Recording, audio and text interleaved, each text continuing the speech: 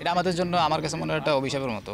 কারণ কি আপনার এই দেশে সত্যি কথা বলতে গেলে আপনার টেস্ট ক্রিকেটারদের রেসপেক্ট কম, কালচার নেই, এটা তো সবাই জানে। সেই সাথে ফিনান্সিয়ালও আপনার ওইভাবে কোনো ব্যাকআপ হয় না। আর হলো আপনার অনেক দিন পর টেস্ট খেলা হয়, অনেক একটা ম্যাচ খেলার পরে অনেক চ্যালেঞ্জ থাকে। গত আমি টেস্ট খেলতেছি, আমি যদি পারফর্ম না করি হয়তো পরের টেস্ট আমি রাখবো না।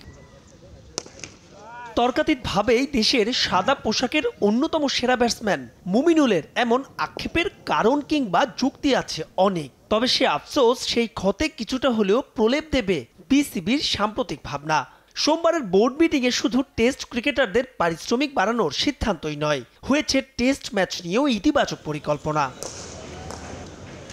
জুন জুলাইয়ে 2 ম্যাচের টেস্ট সিরিজ দিয়ে 2025 থেকে 27 চক্র শুরু করবে বাংলাদেশ।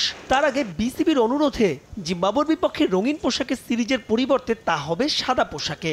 এই খবরটা পুরনো। নতুন খবর, ঈদের পর 15 এপ্রিল বাংলাদেশে আসবে জিম্বাবুয়ে, যেই সিরিজকে সামনে রেখে বোর্ড পরিকল্পনা শুরু করে দিয়েছে এখন থেকেই। শাইনি চুলে এখন হবে সব হেয়ারস্টাইল। সিল্কোর দ্বিগুণ শাইনি চুল প্রতিদিন। বিসিবির মিটিংয়ে ইতিবাচক ইঙ্গিতের পর ধরেই নেওয়া যায় চুক্তির মেয়াদ বাড়ছে ফিল সিমন্স, মুশতাক আহমেদ আর সালাউদ্দিনের সঙ্গে। আসছে নতুন ফিল্ডিং কোচও। সবাইকে নিয়েই এপ্রিলের 9 তারিখ থেকে শুরু হবে জাতীয় দলের ক্যাম্প। যদিও সে সময় চলবে ঢাকা প্রিমিয়ার লিগ, তবে ন্যাশনাল কমিটমেন্ট সবার আগে। প্রথম 2 চক্র তলানিতে থেকে শেষ করলেও 2025 থেকে 27 টেস্ট চ্যাম্পিয়নশিপ সাইকেলে টাইগাররা হয়েছিল সপ্তম। এবারের লক্ষ্য আরও দূরে, অন্তত সেরা 5-এ থাকা। ক্রিকেটাররা ঢাকা প্রিমিয়ার লিগ খেললেও ভাবনায় তাদের আসন্ন জিম্বাবুয়ের বিপক্ষে টেস্ট সিরিজে। প্রিমিয়ার লিগে তো সবাই লিগ নিয়ে আমরা থাকবো, তো ওইভাবে আমাদের প্র্যাকটিসটা হয়ে যাবে।